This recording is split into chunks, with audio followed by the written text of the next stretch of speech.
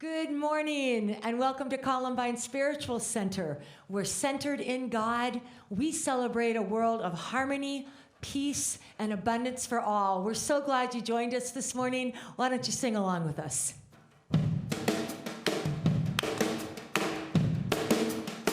Hey, hey, hey, hey, hey, hey, hey, hey, hey.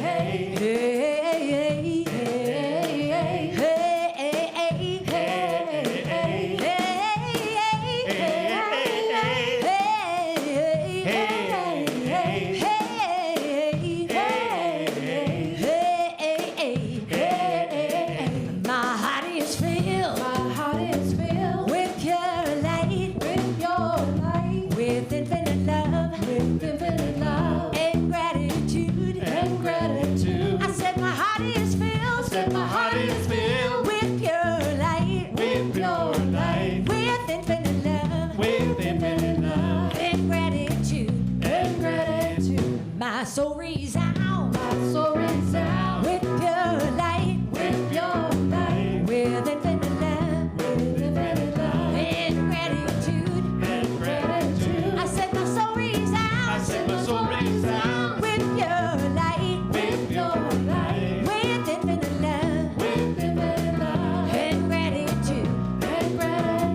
My mind is aligned with pure light, with infinite love, in gratitude.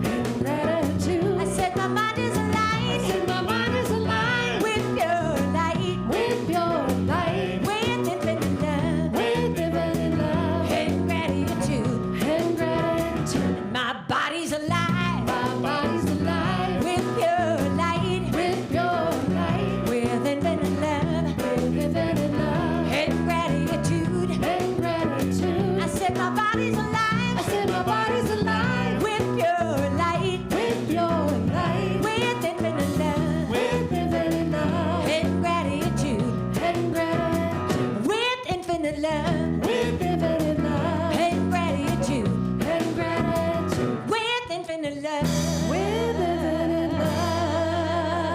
and gratitude.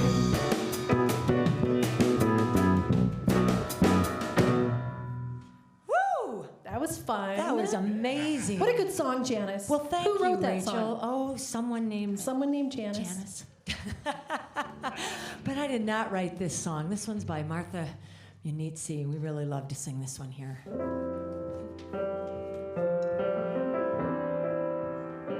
When you're broken open and you don't know what else to say. Say the name of Spirit. Say the name of Spirit. Say the name so precious. No other name I know. Say the name of Spirit. Say the name of Spirit. Say the name so precious. No other name I know that can calm your fears and dry your tears and wipe away your pain. When you're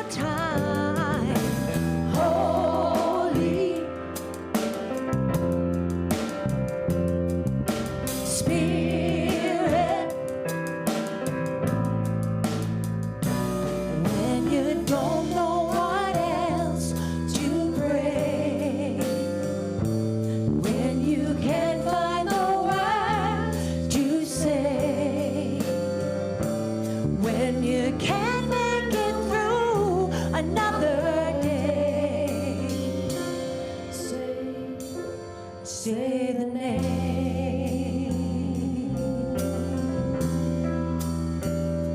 Say the name.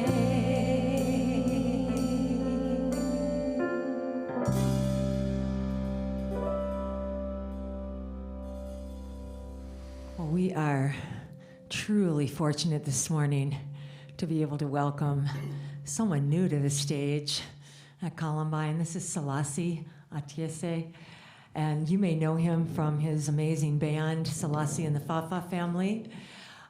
He is truly a Boulder treasure by way of Ghana in West Africa, and we're excited to play a couple of his original songs today.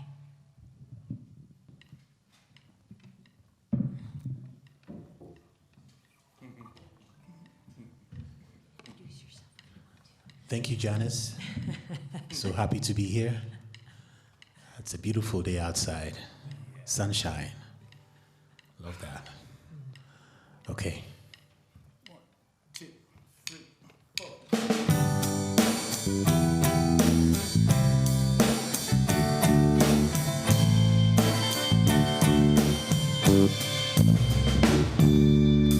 Could be through the smile of a little child, or the bright fresh flowers that God may teach us what love is all about. Could be through the heart of a woman or the heart of a man that God may teach us what love is all about. God is using me, God is using you and me, God is using all of us to teach us love. In the eyes of the one I love, there is an expression, yeah, higher above the level more than words could express. And deep within myself, I find satisfaction, yeah, and this is divine and pure from the heavens above. God is using me, God is using you and me, God is using all of us. Just love. God is using me, God is using you and me, God is using all of us to teach us love.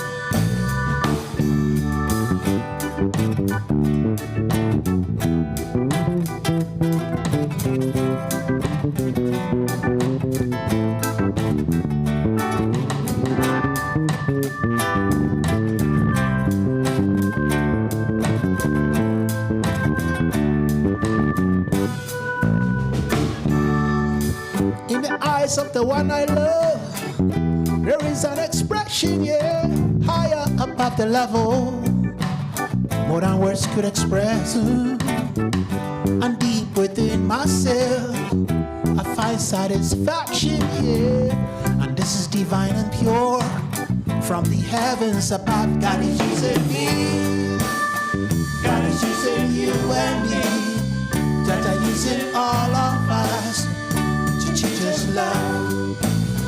God is using me, God is using you and me, God is using all of us to teach us love.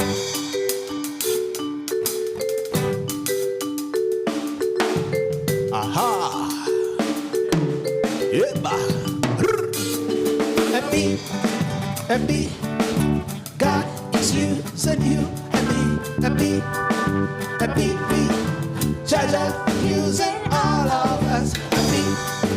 Happy, God is using you and me. Jaja using all of us.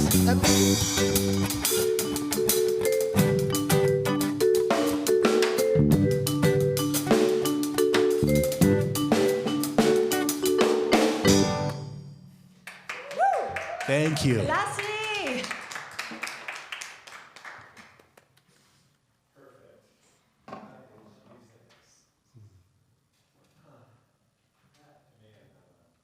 Now I'm back on. I wondered why up in the sound booth they were going crazy.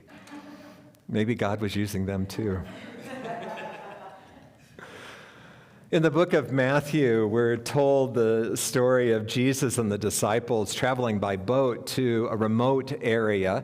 At least they were hoping it was going to be remote. The Bible doesn't say it, but you can kind of get the idea that they were looking for a little R&R. When they arrived, there were, the Bible maybe exaggerates a little bit, but they were told that there were thousands of people there, 5,000 people there exactly.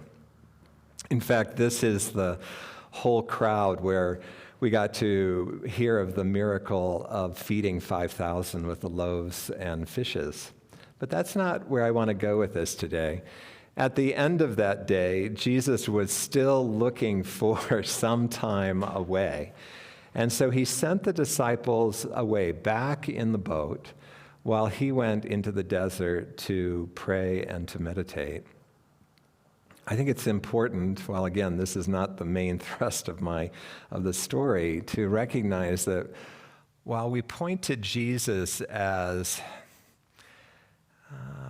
maybe we would say being a special individual, Jesus still had to do his spiritual work. He still had a daily practice of prayer and meditation. We don't become realized individuals without spiritual practice. So Jesus goes off into the desert, and a storm blows up, or at least heavy winds, and then big waves come up. So in the morning, when Jesus reemerges, the disciples are still trying to make their way home. They're being tossed about, and they're way off course. And, Jesus, seeing that they need some help, just heads directly for them, walking on water. As he approaches the boat, the disciples, having never seen anything like this, assume that a ghost is approaching them, and they become very frightened. And yet, Jesus, when he gets there, just simply says, "Take heart, it's I, don't be afraid." And if we pick up the narrative there, Peter answers him, "Lord, if it's you, command me to come to you on the water." He said, "Come." So Peter got out of the boat, started walking on the water, and came towards Jesus. But when he noticed the strong wind, and he became frightened, and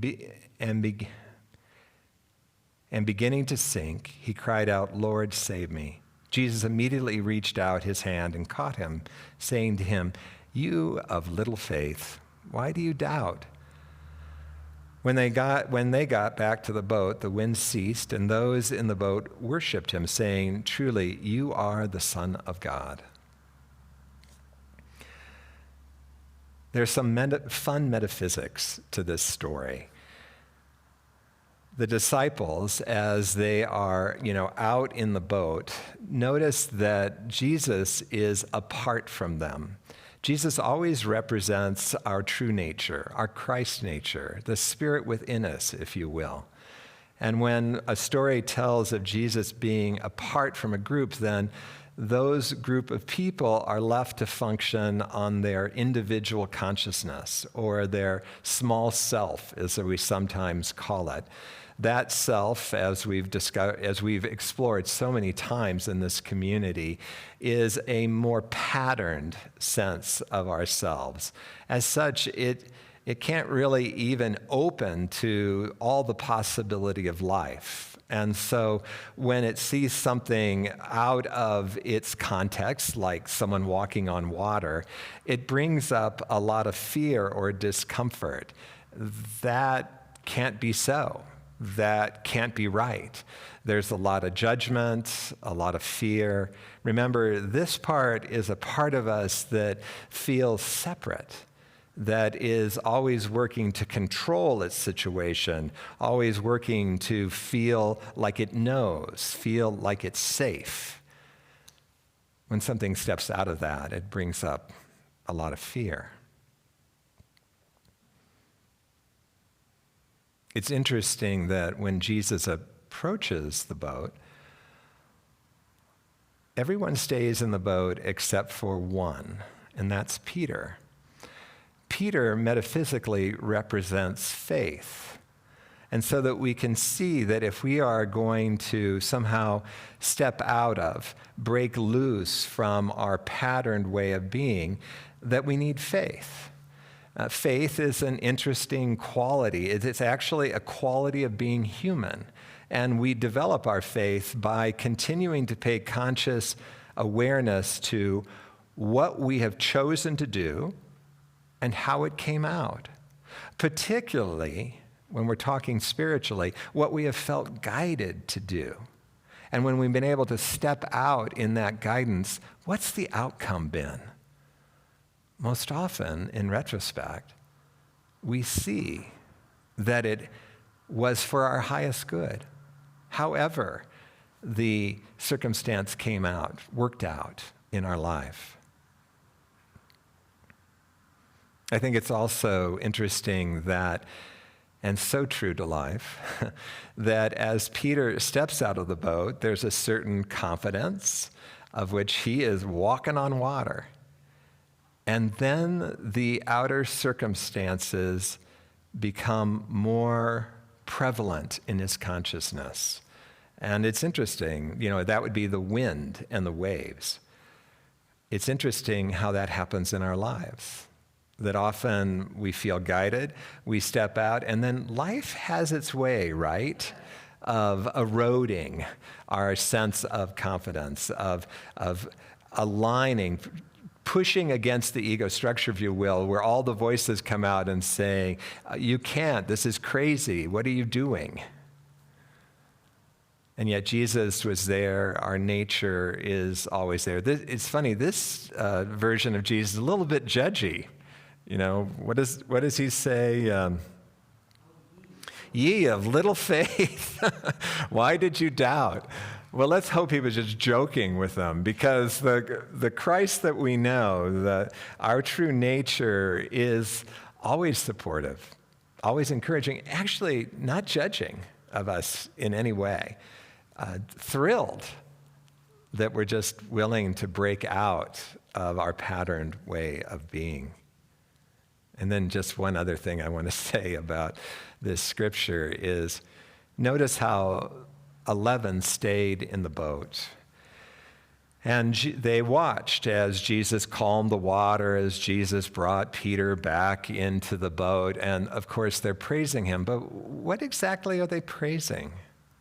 They're praising something outside of them. They don't really understand, as Peter would have gotten to embody, that this is something that isn't just part of me. This is me. I am the embodiment of spirit. And thus, you're not, how can I put it? You no longer feel this vulnerability to life of being just battered by life and needing to constrict around life and control yourself. Instead, you begin to understand that you have the capacity to really engage with life, to dance with life, or to walk on water if need be. It's an empowered place to be. And so, it begs the question, in your own life, are you ready to step out of the boat? Are you ready to accept the invitations of your life that are inviting you symbolically into walking on water, into the unknown? And yet the potential, can you imagine, even though the Bible never touches on it again, can you imagine the impact on Peter of getting to take steps on the water and to realize that he can do something that is mind-boggling to most people? That's the potential of my life and of your life. We're starting a 6-week series today on Elizabeth Lesser's book, Broken Open. Oh, and I love the subtitle, How Difficult Times Can Help Us Grow. And Elizabeth tends to focus on pretty significant events in life: divorce, death, health issues. But I'm going to be, I think, probably through this whole series, reminding you that life is trying to break you open with even small little callings in our life, small little events. Nothing huge, and yet the choice to step out of the boat always feels so large. Elizabeth does, I think, a really beautiful job of starting out by bringing us into awareness of the soul. You know, in Unity, we talk a lot about the soul. Sometimes we call it consciousness. It's both our individual consciousness and a greater consciousness. The soul is not something actually that you can see, but actually you can sense it and feel it. The soul is, we know at its heart, malleable. It is the collection point of spirit. And so as such, it is always working as spirit does to bring greater and greater understanding, greater and greater freedom to express greater and greater potential. And yet the soul can also become structured, which is what we know as the ego, that pattern part of us that's formed from pretty significant events in our life where we draw very clear beliefs about life, and then we start structuring our life around it. What's interesting, though, about the soul is it's very accommodating. It'll go pretty much along with anything, but after a while, it gets bored. You may not be aware that you're bored, but your soul gets bored. Your soul wants to experience more. And so usually we go through our 20s, and it's just fine with us thinking that we are unharmable by life, that we've got life by the tail, and that we're efforting and pushing or whatever we're doing. And then, okay, I'm ready for something new. And that's where, we used to read about midlife crisis, people just throwing their whole life away to change something new. There's a bit of a discontent that comes up. Elizabeth uses a Rumi poem to remind us of when we have not gotten so structured, but instead are able to open to the invitations of life and thus open up to the truth of life. It's a simple little piece. When you do something from your soul, you feel a river in you, a joy. These are not new concepts to us, are they? We talk all the time about being in the flow, feeling this sense of being carried by a flow, the flow of spirit, which is working through your soul, and a joy. Satisfaction and joy that comes when we align with something that is true within us, not some patterned, rote way of being.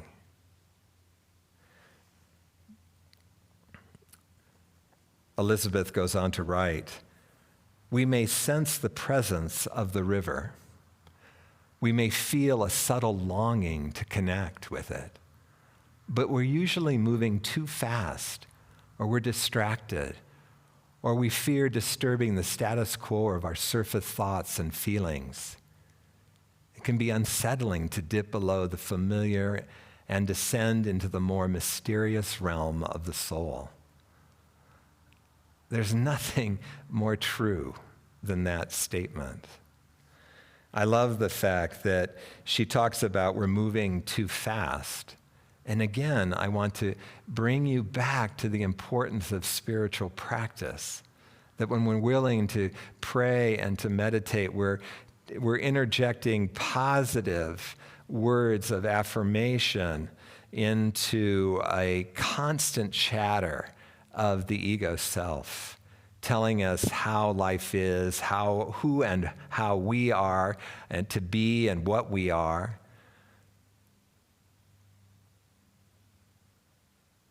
It's important to slow down so that we don't miss the message of our soul, the guidance, if you will.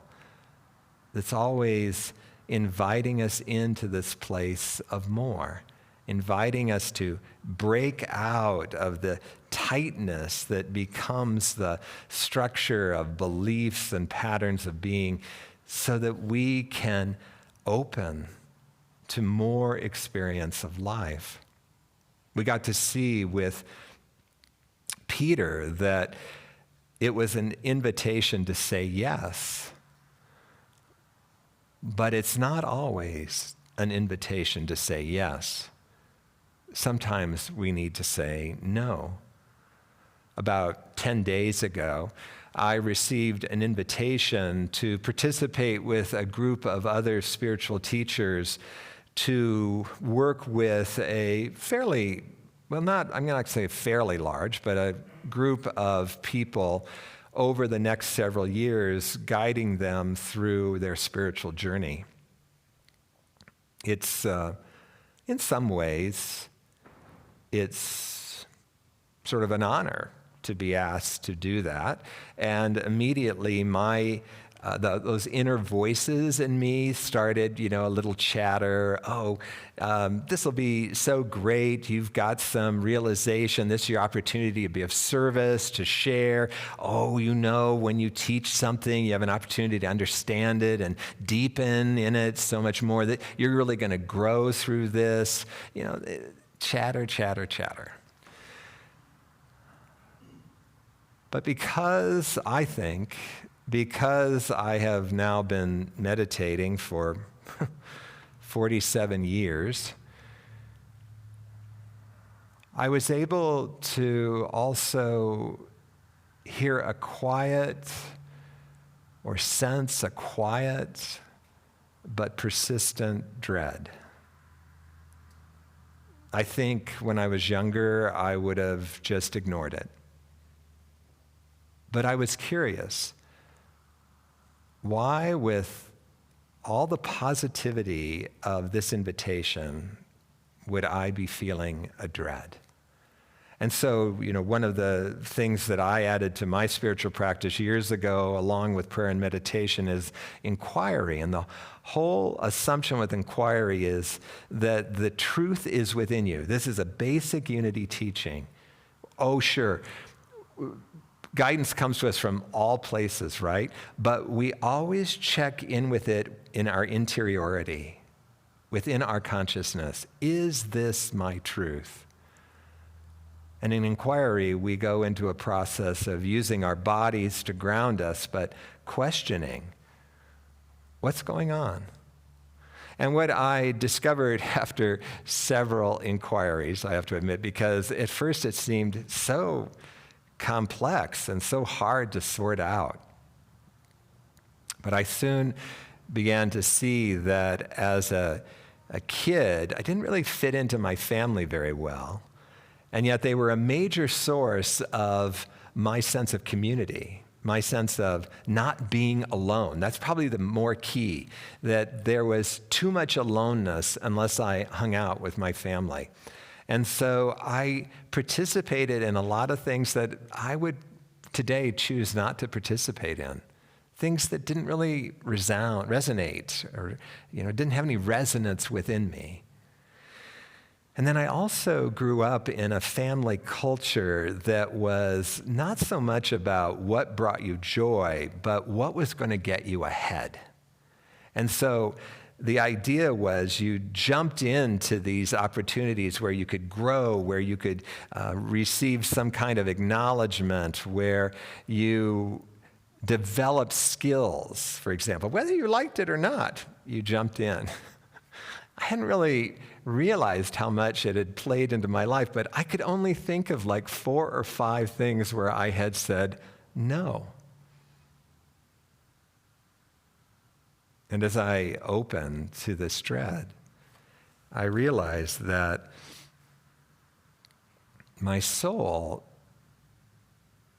seems to want to experience something other than efforting, something other than always working, something, I find that in ministry and in my work, there's always some amount of head work that I need to do. I need to be up in my mind. I need to be sorting things out. And there is some desire in me not to have to do that. And so 3 days ago, I wrote an email. I felt just like Peter did. I felt like I was stepping right out onto that water. I'd met with a great deal of shakiness in me as I'd explored this, because I realized this had become a support for me. I would call it a false support, but it was something that I sort of rested my being on. And so I wrote this email saying, really appreciate the opportunity, but I'm going to decline. And just 2 days, yesterday, 2 days later, I got a call from a friend of mine who assumed that I would be, of course, saying yes. That's who he knows of me, right? He's saying, oh my gosh, the opportunities we have. You can't believe what they're going to allow us to do. Usually only senior teachers get to do this kind of stuff. And I found myself go, again, right? The wind. This is what it does. Life has a way of always pushing up against the structure, pushing up against that assurance that, no, you can't do what you want to do. You can't believe what you want to believe. You need to go along with what we say is right. Luckily, I was able to breathe into it, able to reassure myself. That's something I didn't have as a kid, was the presence, the ability to be beyond my own reactivity, to comfort myself. But you see, there's an element of breaking open, that I was marching along, not even realizing that I was marching along in a pattern. I think many people would have been envious of all the opportunities the universe gives me, would not have noticed that I never say no. And that's an overstatement. And even when I've said no, then I felt guilty about saying no. I've not been free to trust that my life experience could be free of efforting, could really be in the flow and joyous.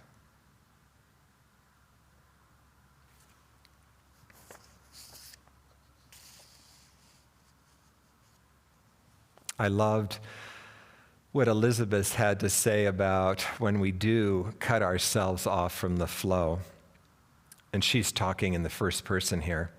I shut down to my soul enough times to know what it feels like when the river is dammed. I know the feeling of deadness. I know how the river diverts itself and breaks through in other ways, as desire to blame or the emotion of anger, as physical illness, as restlessness or weariness or self-destruction. The soul always speaks. I want you to hear that. The soul always speaks. And sometimes it speaks the loudest when we block its flow, when we live only half a life, when we say, stay on the surface. I'd like to add that in that deadness, in that sense of restlessness, weariness, self-destruction, often, if we're not able to step out of the boat and walk on the water, then we go to numbing activities. And we all know what those are: drinking, drugging, sexing, overworking. I mean, it can be any number of things where we don't allow ourselves to be present. And so I think that if you're reading the book, I'll just tell you, Elizabeth goes to see a psychic. And the psychic very astutely asks her the question. The question is, what lesson does your soul want to learn? I'll say that again. The question is, what lesson does your soul want to learn? What an incredible guiding question. And this question may be hard to answer right in the beginning of the situations of our lives, but having done some inquiry around this invitation to teach, I would say that one of the lessons that my soul wants to learn is that I'm enough just as I am, that I don't need to control and strive and effort to be somebody or to be enough. That I can trust joy. That I can trust the flow.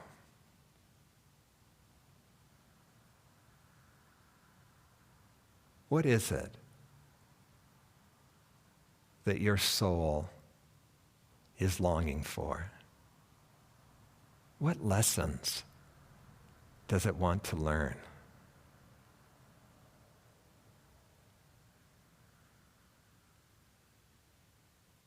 The nature of life, the nature of each and every one of our egos is that it wraps tightly around our consciousness.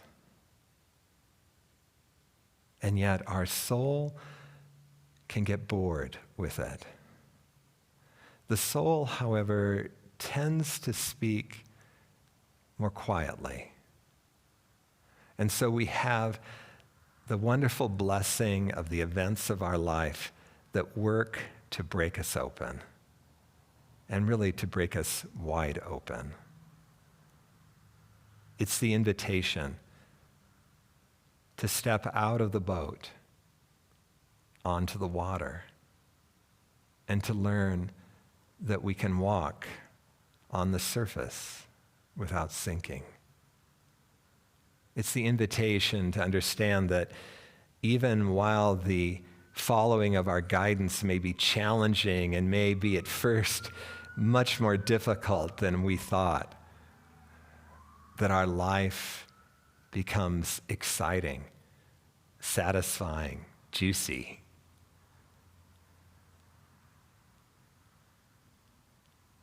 It's the opportunity to learn that the Christ that is you can never leave you. What is it? What lesson is your soul wanting to learn? What a great question for us to explore over the next 6 weeks.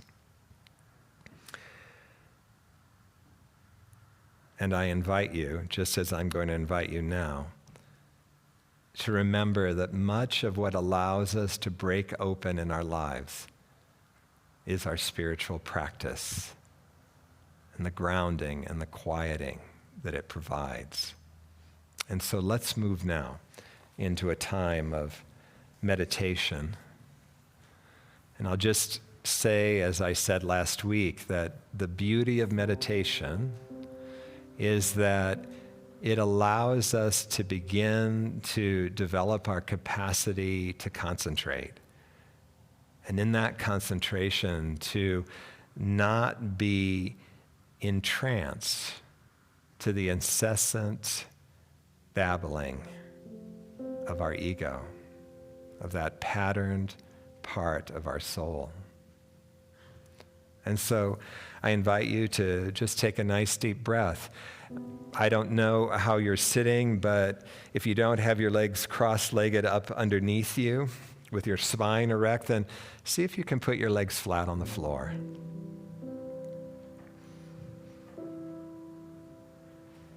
Remember, in concentrating, we're not concentrating on the activity of our mind. Allow your focus to be the gentle movement of your breath, in and out. Or if you're familiar with the Koth center, that center of gravity in the area of your belly button, put your attention there. when you find yourself back paying attention to the narrative of your mind, just gently bring yourself back to the focus, to the concentration.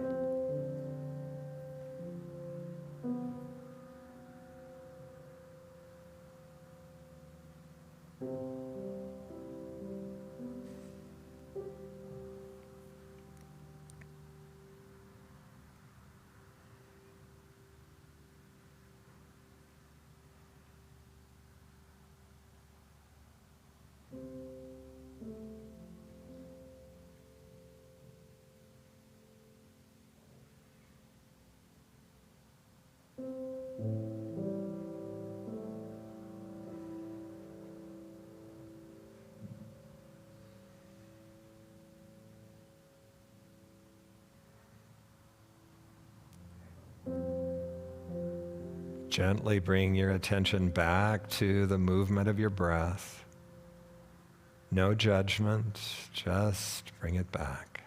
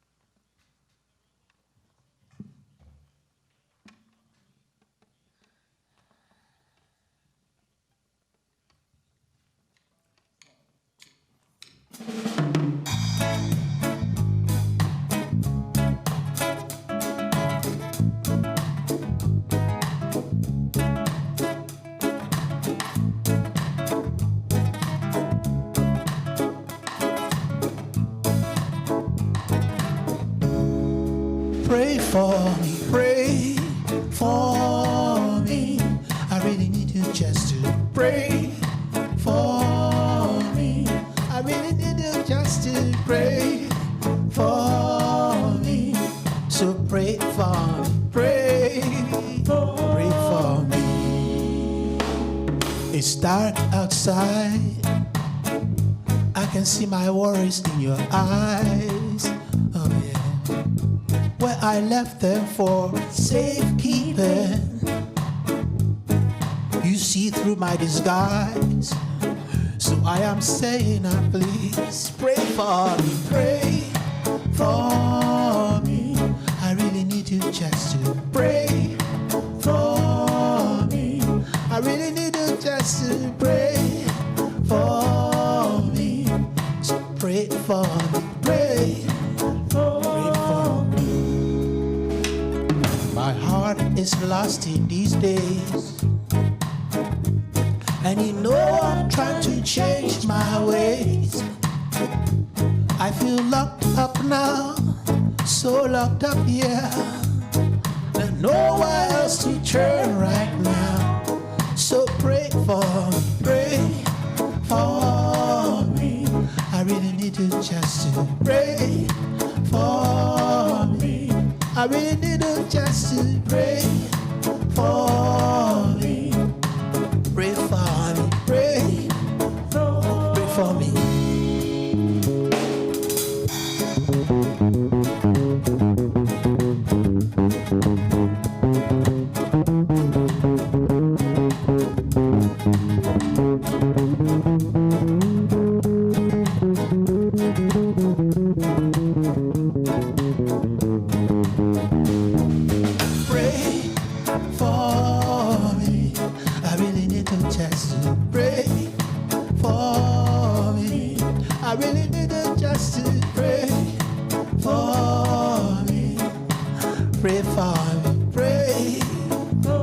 for me. My heart is lost in these days, and you know I'm trying to change my ways. Oh, I feel locked up now, so locked up, yeah. Nowhere else to turn right now. So pray for me, pray for me. I really need you just to pray for me. Pray for me, pray for me. Yeah, see, pray for me, pray for me. See, my heart is lost in this day, and you know I'm trying to change my ways. So pray for me. I really need you just to pray for. One more time I got to say loud.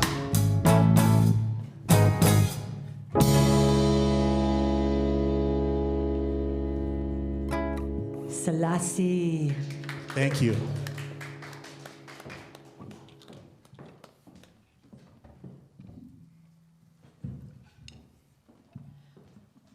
Well, I don't know about you, but I was in there dancing. I was like, I just could not help myself. That was amazing. Thank you so much. So this is the time in our service where we so gratefully receive your blessings and offerings. And we pass the basket in a virtual way. You can text 720-902-9998 right now. Just text the word give, and he'll set everything up for you. And then going forward, you just text that again. So wonderful way to be able to easily provide love offerings to Columbine and our website. So let's say our offertory blessing together. God's love has always met and will always meet all my needs. I give freely, I receive abundantly, and I am grateful. So our announcements today, if you are new to Columbine and you're wondering, hey, how do I get more involved? We would love for you to go to our website, www.columbineunity.org. There's a contact form that you can fill out so that you can be in our email list. You can donate there. There's all kinds of past videos. It's a great resource. And we are currently revising our website, so it's very exciting. So stay tuned. Yes. That's going to be really fun. So you're looking at the Broken Open program, and you're thinking, I still want to do the Broken Open program. So the small groups are meeting via Zoom for the next 6 weeks, and we still have spaces available. So if you're on that fence and you're not sure, we would love for you to jump in. It is $65 suggested love offering. More or less is well appreciated, so please don't let the finances hold you back. This is a real place for you to connect with the community and to connect with your inner self, and it's really an amazing way to make friends here at Columbine. So if you have any questions, you can email Rachel at columbineunity.org. I check email all day, every day, and I'm in the office Tuesday, Wednesday, Thursday. And the e-bulletin that was received this morning has the links for the registration. So register if you haven't registered yet. Okay. Register for my group. I've got space. You've got, Yay. your space is starting to fill up. But yes, register for Janice's group. She's fun. So if you are also wondering how you can deepen your spiritual journey and your life, the prayer chaplains have really figured out in the pandemic how to continue to serve our community in lots of different ways. And so if you've been on that nudge of saying, how do I get in a group that's really about prayerful service, they are ready to do their next season. And you can contact Joy, Vicki, or Beth, or contact me and I'll help you get a hold of them. But it's a really wonderful way to deepen your own spiritual practice. So as we were looking, we had our staff, let's look ahead at the year. Sue was like, Valentine's Day is coming, it's on a Sunday. And so we got all excited and got the board excited. And now we're all excited that we're going to have an outdoor service on that Sunday. We are manifesting Rain good or weather. shine, We snow are or manifesting good weather. And so we're going to have great weather, and we're going to have our outdoor service. And after our outdoor service, we want to have a safe and fun event, a Sunday of love. So there's a registration link that's different than our normal outdoor Sunday registration because we want to know exactly who's coming so we can make you goodies and treats. And we're going to have some bonfires, and we're just going to have some time of connection. So we would love for everyone to come, kind of like Christmas Eve service, and just really connect with each other. So again, questions with that, you can always contact me. What else do we have, Bonnie? Oh, and okay, so you're sitting at home right now, and you're on YouTube or you're on Facebook, and you're thinking, I want to hear those songs again. Yes, come on down, 12:30, come to church. It's beautiful outside. The sun is shining. It's gorgeous. Celeste's going to sing again. So come and sing and dance with us out on the patio. And it's so great to see everybody, even though it's only the top of your face. So I think that's it. You can see the smiles and the wrinkles in our eyes. I'm getting more wrinkles in my eyes because I smile so much. To be more expressive. Yes, more expressive. So thank you, everybody. We love you so much, and we keep you in our hearts every day. We do this for you. So thank you for being our community, and we're here together. Let's sing. Let's peace out.